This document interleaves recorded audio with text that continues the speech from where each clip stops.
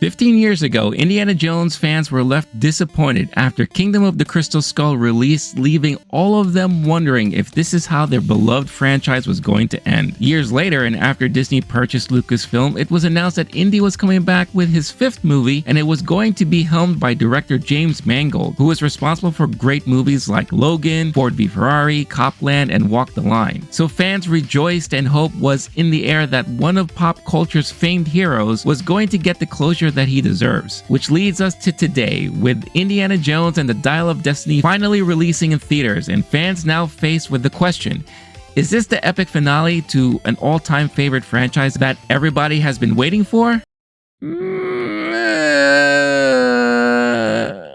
For this all my life.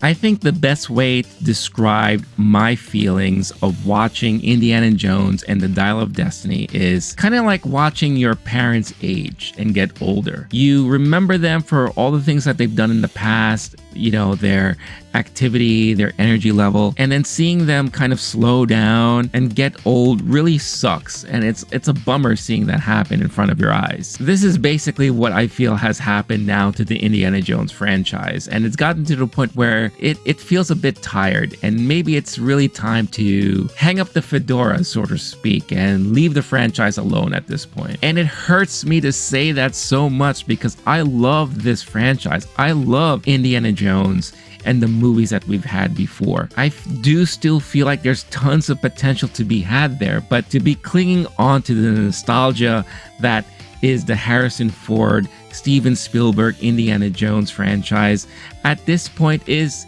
gonna leave us disappointed with every outing that they try to put out there. I feel like many of us have our preconceived notions and ideas in our heads on how the franchise should be handled, how the characters should progress, and things that we should be seeing on the big screen. But of course, we are not the ones in Hollywood. We are not the ones doling out the big budgets and paying the paychecks and hiring the directors and hiring the writers and all that stuff.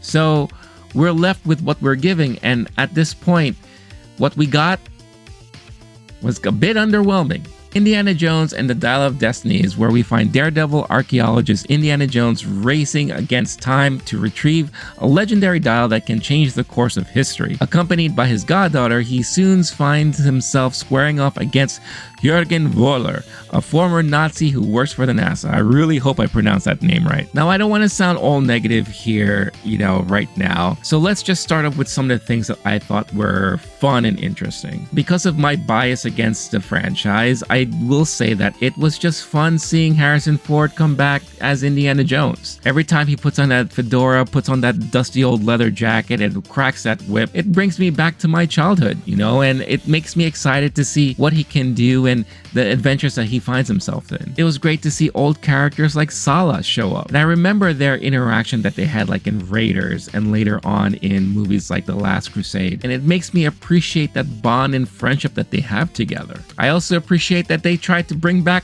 Nazis into the fold, because what's Indiana Jones if he's not fighting against the Nazis, right? I feel like that's one of the things that was kind of missing from Kingdom of the Crystal Skull, and moving on to the Russian threat and all that kind of felt weird, or just something that we're not familiar with. So it was great that they attempted to bring that back. I also do have to kind of hand it off to James Mangold for not utilizing things like the volume too much in this movie. Yeah, there was CG utilized, and I'll get into more of that a little bit later on, but at least it felt a little bit more grounded than seeing a whole bunch of CG computer animated monkeys flying through the forest, or gophers kind of like looking at Indiana Jones all bewildered and stuff. Of course, gone are the days when practical effects and real sets and real props are far behind us, but I feel like just like Indiana Jones himself, those are all relics of the past. And once you lost that, and once you start incorporating brand new technologies, then you lose that charm and you lose the spirit of Indiana Jones. So just like how Indiana Jones finds himself in these later on years with the world changing around him and people like Indiana Jones are no longer important or no longer needed, then I also feel like unfortunately the movies have gotten to this point as well, and they have not done a good job at progressing the storytelling of Indiana Jones in these later on years of his life. And I don't want to necessarily blame James Mangold for all this. I think he tried his best in his own way. I don't know how much interference the studio had involved in all this, or how effective was the writing and the script writing. One of the things that made Kingdom of the Crystal Skull painful to watch and kind of feel very odd and different all throughout is because it went through so many different rewrites and iterations. I don't know the background behind this, but this is one of the times where I felt like, what if Spielberg directed this movie? Would it have been different? Wouldn't it have felt different? Would it have felt reminiscent to the movies that we grew up watching? Instead, we got James Mangold trying to reinvent something that was already perfected in the past. Yeah, he tried to put his little spin on it, but at the same time, I also felt like he was trying to mimic what he remembers of Indiana Jones before. And unfortunately, it just didn't work, and it didn't feel right, and it just didn't feel the way an Indiana Jones movie is supposed to feel. At the end of the day, you can see that there is passion involved in making this movie. You see it from Harrison Ford, and he tries his best to kind of portray the Indiana Jones that we grew up watching. The Indiana Jones that was put on screen and portrayed by the likes of Steven Spielberg and George Lucas, really putting their work into these type of films. But after all that's said and done, we're left with something that unfortunately didn't feel like Indiana Jones. Missing was the pulpiness, kind of like the serialization feel of the Indiana Jones movies, because that's what they were based on. They were based off of the old classic serialized shows that George Lucas and Steven Spielberg grew up watching. This unfortunately felt like something a little bit more modern, almost like I was watching a Pirates of the Caribbean or maybe later iterations of The Mummy. Without going into spoilers, some of the story and creative choices that they made were kind of confusing, and not confusing as in I didn't understand it, confusing as to why did they decide to go this route, throughout it all. The Indiana Jones that we got was very different. And yeah, he's older, but it also felt sad and depressing in many moments. The addition of Phoebe Waller-Bridge was interesting, and I do applaud her for her performance here, especially seeing her do something that we who have seen her in the past know that she hasn't done at all before, and that's really becoming like this action star, doing stuff alongside Indiana Jones, which is great and all, but at the same time, it also didn't feel like it fit. And the character in herself, I just didn't really enjoy and like so much. Plus, the British English humor that was used along with her character also unfortunately didn't feel like it fit in Indiana Jones. I'm not here to say that Indiana Jones is supposed to be an American story and all that, but it just felt off, especially for someone who is not a huge fan of like that dry British humor. Unfortunately, we got a lot of that in here. I enjoyed seeing Mads Mikkelsen playing the main villain role in this movie, and I thought he did an amazing job. That being said, unfortunately, some of the stuff that he's done and his kind of like cronies and hired hitmen around him and hired guns were very two-dimensional. And to a certain point, it did harken back to the older Indiana Jones films, but I guess at this point, I'm hoping for more character and more personalities within the villains that I see on screen. Indiana Jones has been through so much now at this point of his life. So I kind of hope and see that the people that he comes across later years in life are more in depth and more evolved as far as characters and people, that they prove to be a bigger threat to Indy. But at times it just felt like they were like throwaway kind of villains that we've already seen before. Now going back to the whole special effects and CG aspect, I mean, you've seen it in the trailers that they did a lot of kind of de-aging or deep faking. It's kind of interesting to see like what kind of technology they used here to kind of show you like a younger version of Indiana Jones. I thought at certain points that looked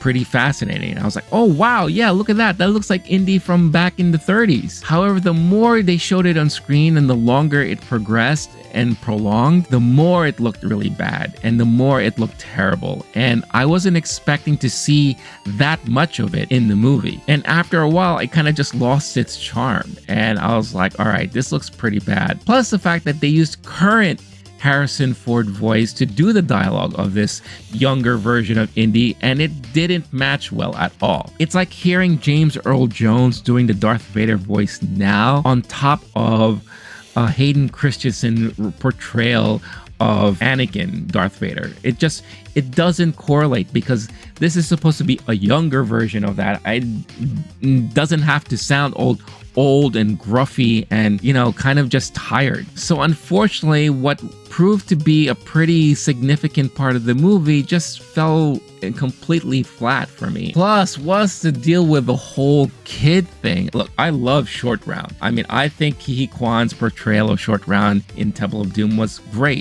But I don't think we need to incorporate kids into like these type of films or stories so much so. We've seen it in The Mandalorian, we've seen it with other iterations and all that stuff like that. And now it feels like they're just trying to recreate something that is not meant to be recreated, so to speak. Plus, most of the time I found this kid to be kind of annoying, and some of the things that this kid was able to do was also just like, how is this kid able to do all that stuff? Now, don't get me wrong, I get it. Indiana Jones is not meant to be so accurate. There's some fantastical things that we've seen Indiana Jones go through, and that's perfectly fine. But it gets to a certain level, it's like, all right, now you're just throwing things out there and you're just making things convenient for the plot. And it gets to the point where, look, audiences are much smarter these days. At least I think they are. And I don't think this type of stuff will fly that much anymore. But what's most confusing of it all is just my feeling and my reaction watching the movie all throughout. I wasn't mad. I wasn't sad. I wasn't disappointed. But at the same time, I wasn't overly excited. I wasn't thrilled. I wasn't on the edge of my seat. There were moments where I chuckled and laughed at certain things that I saw. And then for the rest of the time, I was just there watching a movie with maybe no emotions at times. And maybe in my head, just asking a lot of questions. And when it was all said and done, I felt bland. And I felt not lost, but really confused. And I remember feeling that same way with Kingdom of the Crystal Skull, but the reason behind that is because I felt like I was watching two different movies in one. With this one, I was watching one movie, but not really knowing or understanding why they decided to do the things they decided to do. And again, a lot of what I'm saying probably won't make any sense unless I really dive more into the details and intricacies of the plot and revealing a lot of spoilers. I'm not going to go that way. However, when it came to the end of this movie and how they decided to end the movie, left me questioning and wondering, what did they mean to do there and why did they decide to do that? Was it left open? Kinda. Was it a good closeout? In a way. Did the movie end and it made me as an audience member and fan of Indiana Jones wanting more? Not at this point. Yeah, so I don't know what to say. I mean, it's just one of those times where maybe time will tell. Maybe this will be a movie that I will revisit. Maybe I'll rewatch it again in a week or two to see if maybe my feelings have changed after mulling it over for a bit, or lowering my, and taming my expectations a bit. But as of right now on Letterboxd, I gave it a 3 out of 5 stars, and the only reason why I got 3, to be honest with you, is because it's an Indiana Jones movie. I think it would, if it was any other movie, it easily would have been 2 stars. And I know this is going to sound crazy and all, but I have rewatched Kingdom of the Crystal Skull recently several times. And I feel like as the time has passed, I realized more so what they were trying to do with that movie. And I actually really appreciate that movie more than I did when I saw it for the first time in the theater. Will I feel the same way with The Dial of Destiny? Only time will tell. But as of right now, call me crazy, but I feel like Kingdom of the Crystal Skull may be a better movie than this one.